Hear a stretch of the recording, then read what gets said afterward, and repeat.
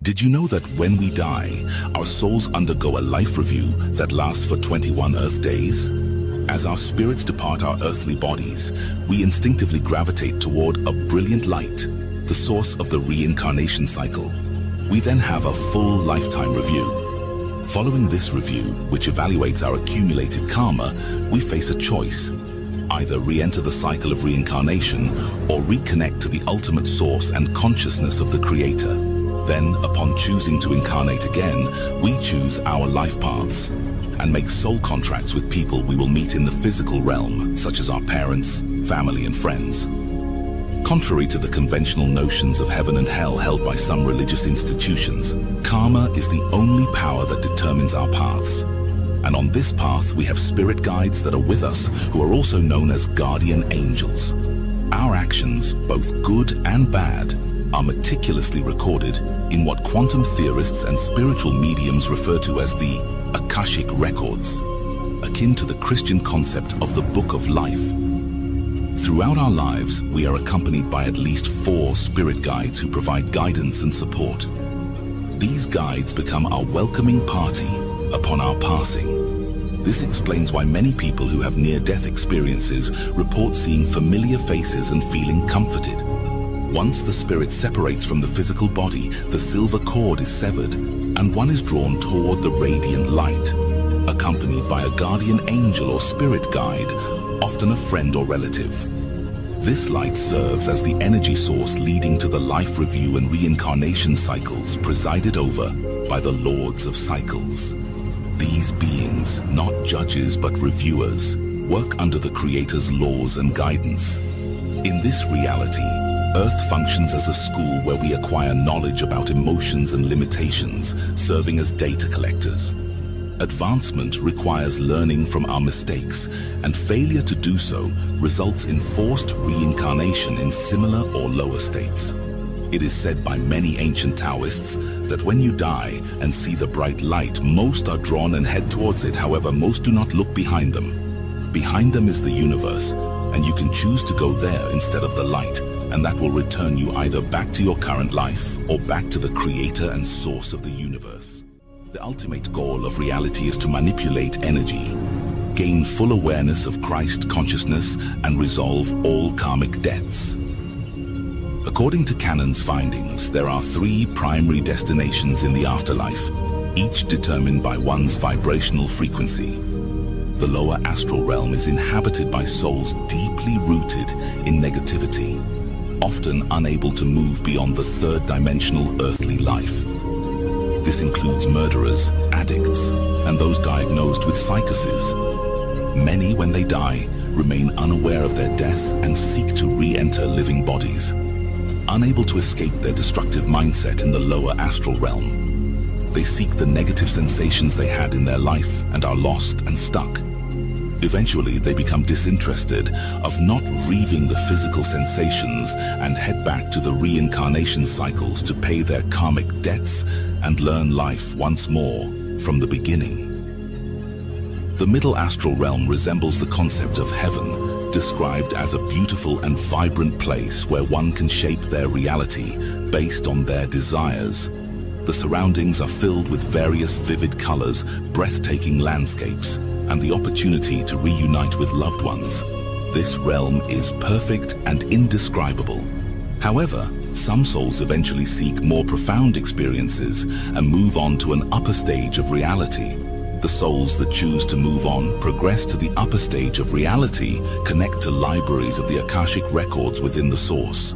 These libraries contain rooms where souls can observe and study various aspects of reality and the universe, informing their choices for future incarnations. An example would be like watching a film or series. It is entertaining, but it would be more entertaining to actually live and experience it. The next step involves interaction with the Elders of Cycles, a council that advises you on your lives in the universe, but does not dictate the paths you choose. After physical bodily death, a comprehensive life review occurs. Every action, word, and interaction is presented objectively from the perspective of those you affected. For instance, if you touched someone in a good way, you will experience what that person felt. And on the other hand, if you hurt someone, you will experience what they felt. This process aligns with the teachings of the Emerald Tablets by Thoth, the Atlantean priest king, who referenced insights on the Elders of Cycles, mentioning these beings are neither alive or dead, and are life reviewers responsible for overseeing the universe's cycles, emphasizing the everlasting nature of the universe's laws and consciousness under the Creator. Albert Einstein's principle of the conservation of energy aligns with the ideology of the spirit being separate from the body. His quote being, "Energy cannot be destroyed, it simply transfers. When a being passes away, the energy that animates them is no longer there and gone. However, the energy that animated them continues to exist as the spirit undergoes a transition. Our bodies are only vehicles and clothes we put on and take off." I wonder what you would do if you had the power to dream at night, any dream you wanted to dream. And you would, of course, be able to alter your time sense and slip, say, 75 years of subjective time into 8 hours of sleep. You would, I suppose, start out by fulfilling all your wishes. You could design for yourself what would be the most ecstatic life. Love affairs, banquets, dancing girls, wonderful journeys, gardens, music beyond belief. And then, after a couple of months of this sort of thing, at 75 years a night, you'd be getting a little taste for something different. And then, because it'd be so great when you woke up, then you'd say, like children who dare each other on things, how far out could you get? What could you take? What dimension of being lost or abandonment of your power? And finally, you would dream where you are now. You would dream the dream of living the life that you are actually living today in this very moment.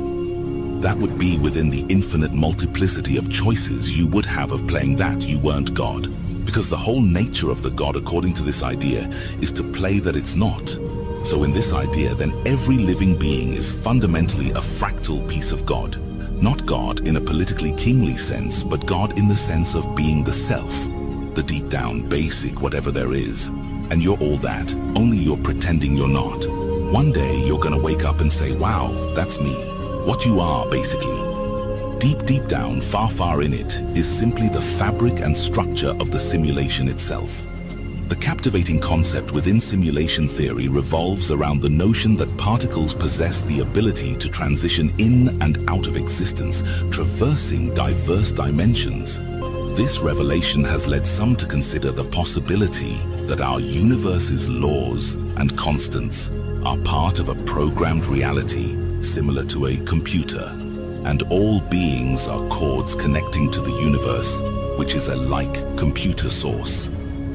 This intriguing phenomenon extends even to our thoughts, nestled within the synapses of our brains, as illuminated by the principles of quantum mechanics. We are all fractions of the Creator, split into a Google of beings in the universe to experience this 3D simulation matrix. The truth is that we are all fractions of God and a part of one consciousness playing that we are not. We are multidimensional beings who live after the illusion of physical death, and our actions in each lifetime are rewarded or penalized through the karmic cycle until we have learned all our lessons of this reality, ultimately returning to the source of reality from which we originate. May the eternal light forever guide your path.